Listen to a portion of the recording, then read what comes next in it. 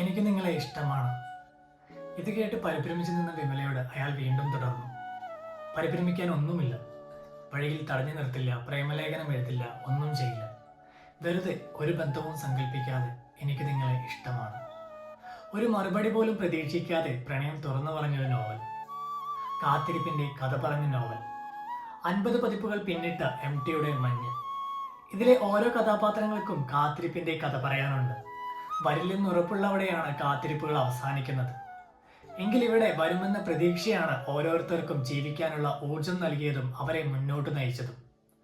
അല്ലെങ്കിലും കാത്തിരിപ്പുകളല്ലേ പലപ്പോഴും നമ്മെ ജീവിക്കാൻ പ്രേരിപ്പിച്ചത്.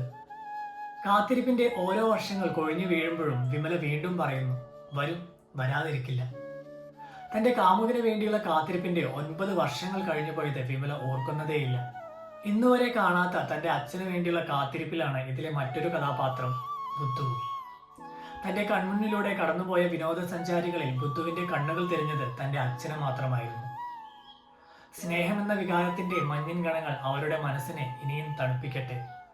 അവർക്ക് കാത്തിരിക്കാൻ ഇനിയും സാധിക്കട്ടെ. MTയുടെ മഞ്ഞ്.